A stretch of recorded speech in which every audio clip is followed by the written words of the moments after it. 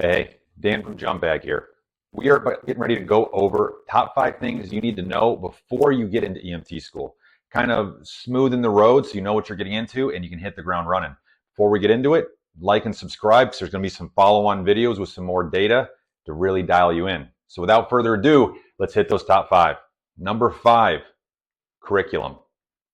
What I mean by curriculum is you will be tested on your curriculum. Okay, so all these other resources you can dive into, you can listen to, you can watch, but your test is going to be on your curriculum. So make sure your textbook, your particular curriculum is the number one thing you're looking at once school starts. In line with that, are you more of a digital book learner or a textbook learner? Do you want that hard copy book? Know this early on for your personal study habits. The digital textbooks, a lot of times they've got audio books that you can listen to the chapters. They might have some extra study guides.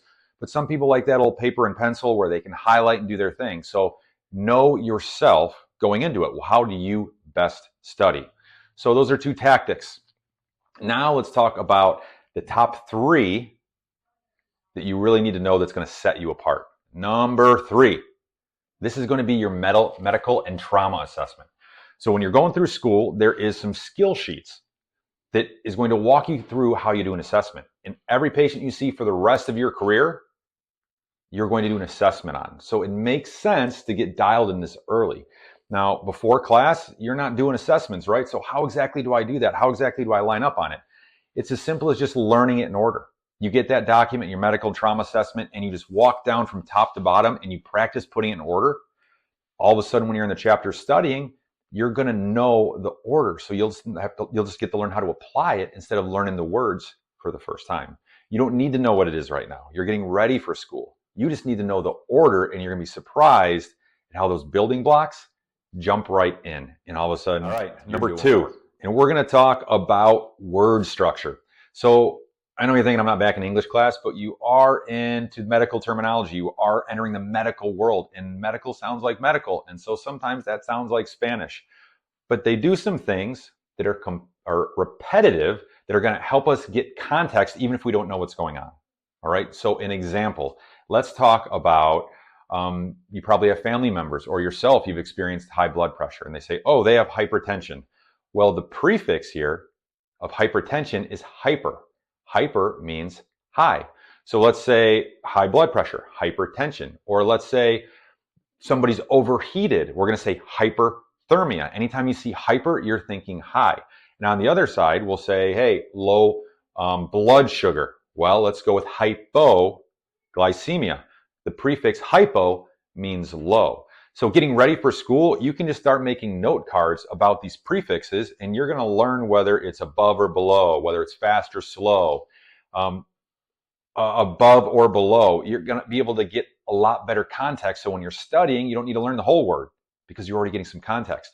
Also, your root word in the middle, you can come across terms like osteo, right? Osteoporosis. Well, osteo means bone, right? So anytime you see osteo, you're thinking bone. It's a guide pointing in the direction of what you're talking about. We'll say myocardial infarction. Okay, that's a heart attack, but myocardial, cardiac, you know it's got something to do with the heart. Intravenous, if you're going to give somebody an IV, well, you're thinking venous, right? That vein, that's telling you it's a vein. So even if you don't know what they're talking about, you can get a little bit of context and say, hey, I think they're talking about this or they're talking about that. You've probably been around some gun people before or dog people. They kind of do the same thing. There's some basic terms that will just be repetitive that will get you in the scope. So when we're talking about word structure, we're talking prefix, what comes before, the root word, what are we actually talking about as far as the tissue or the body system, and then a suffix. The suffix, things like itis. You've got a friend who had appendicitis, right? Well, that's the itis of the appendix. And itis means inflammation or irritation. So anytime you hear itis, you got the itis of whatever comes before it. So even if you don't know exactly what it means, you've got some context. So study those prefix, root, and suffix words.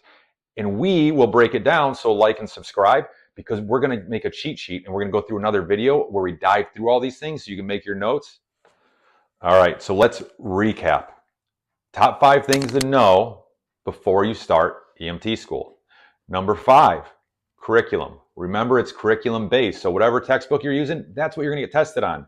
A lot of the medical information is going to be the same, but you are tested out of the chapters in your book. So don't get too distracted. That's going to be your number one go-to. Number 4, your digital versus your hard copy textbook. Are you a digital learner or are you a textbook learner? Knowing that early can get you a head start on your study habits, and some of the digital stuff has some extra resources you can use. Number 3, your medical and trauma assessment. You're going to run an assessment on every patient you see for the rest of your career, and it's covered almost a third of every chapter we're going to go through. So learn that medical and trauma assessment in order, even if you don't know how to apply it yet, because you'll get that through school. But you'll have an algorithm, you'll have an outline to follow while you're studying. It makes things way easier. Number 2, we're talking prefix, root, and suffix words. So there's some things that come first. There's the meat of the word, and then there's talking about afterwards. So we talked about hypertension, hypoglycemia, appendicitis. You might not know what I'm talking about, but if you know the root word, suffix, and the prefix, you can at least get a general idea. And number 1, your acronyms. Once you've got these other 4 knocked out, you start hitting those acronyms and you are going to go farther faster because you are going to understand these things shorthand. Also, they're mnemonics for your mind. So when you're thinking, oh, I'm doing an assessment, what do I start with? ABCs. Just that easy. Airway, breathing, circulation. So the sooner you know those, even if you don't have an application, the sooner you're going to be really absorbing, getting deeper into the content through EMT school. So thanks for watching. Like and subscribe. More coming at you. Thanks for watching.